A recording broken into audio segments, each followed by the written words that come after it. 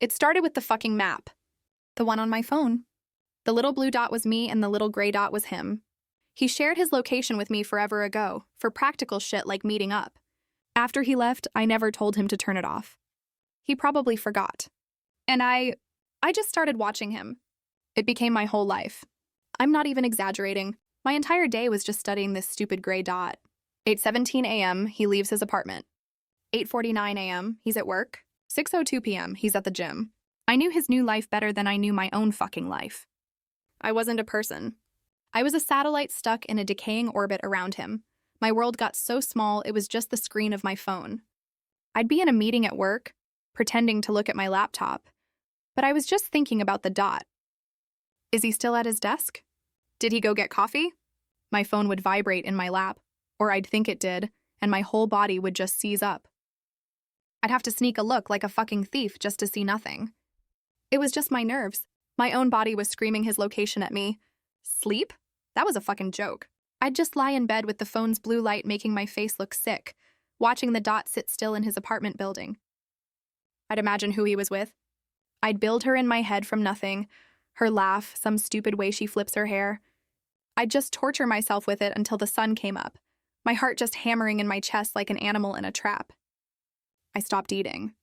I remember I opened my pantry once and saw a bag of rice, and for a full 10 seconds I couldn't remember what rice was for. I was just a shell. A body carrying around this buzzing, insane obsession. I kept telling myself I was fine. It's not stalking if he shared it with me, right? It's just information. I was in control. Total bullshit. And then the dot went somewhere new. It was a Friday night.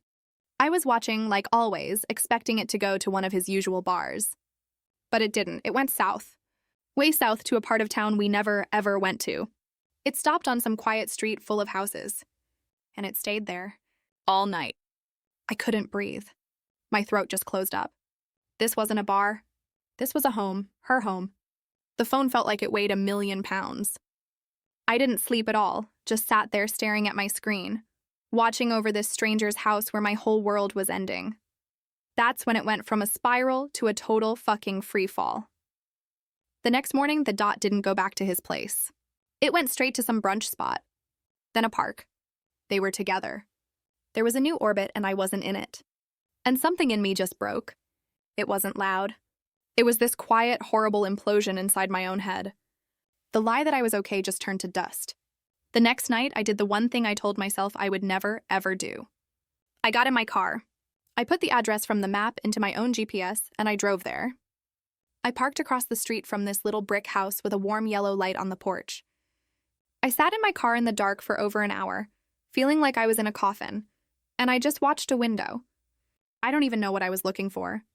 A shadow maybe, anything, but there was nothing. Just me, haunting a life that had already moved on without me. That was the bottom, not the sadness. It was the shame, the absolute soul-crushing self-hatred. I wasn't heartbroken. I was disgusting. I was a monster, and I had no idea how to stop being one. I got back to my apartment, completely hollowed out, and did the only thing I could think of. I opened my laptop and typed something pathetic like, "How to stop obsessing over an ex," into Google. I scrolled past all the bullshit articles and online therapists, and then I saw it, buried deep in the comments section of some grainy self-help video. A random username. It just said, "The 7-day anchor protocol saved my life." Sounds stupid. It works. An anchor.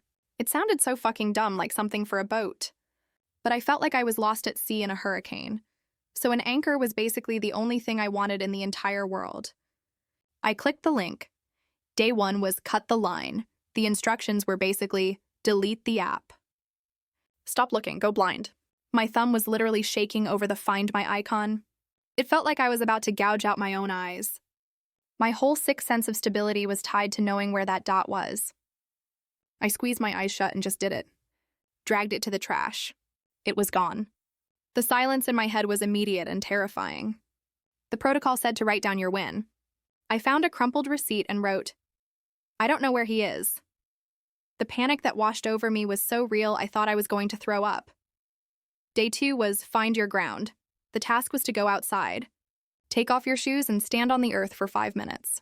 It was the stupidest thing I'd ever heard. But I was desperate, so I did it. I went to the gross patch of grass behind my building, kicked off my sneakers, and stood there. The feeling of the cold, damp grass under my feet was a shock. It was real. For 5 solid minutes, I wasn't thinking about him. I was only thinking, holy shit, my feet are so cold. For the first time in months, I was actually in my own body. My tiny win. I felt the grass. Lame, I know. Day 3. Draw your own map. Draw a detailed map of one room in your house. I chose my bedroom. I sketched the bed, the nightstand, the crack in the fucking ceiling.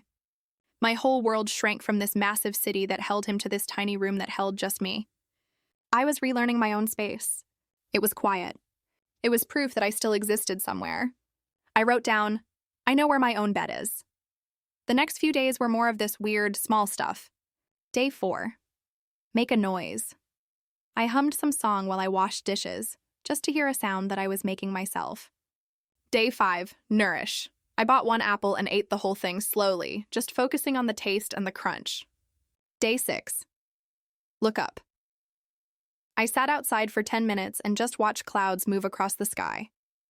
I tried to imagine my thoughts of him were clouds, and I just let them drift by. They didn't disappear, but they did pass. This morning was day 7. I woke up and the very first thing that popped into my head wasn't a location. It wasn't him. It was coffee. I just wanted coffee. I got up and went to the kitchen. As I was standing there, listening to the machine start, it hit me. I didn't know where he was. He could be anywhere. In his car, at work, in her house. And for the first time, the not knowing didn't hurt. The space in my brain where the obsession lived was just quiet. The satellite was offline. The storm was over. I'm writing all this shit out, the whole ugly, embarrassing story, because I know I'm not the only one who has done this. I know what it feels like to be so lost that your entire world is just a gray dot on a screen. I never thought some stupid list from a stranger on the internet could do anything. I'm not magically fixed, but it was an anchor. Each dumb little step pulled me back to shore. It taught me how to stop tracking his map and start drawing my own again. And if you're out there, lost in that same storm, maybe a ridiculously simple anchor is what you need to find your own ground too.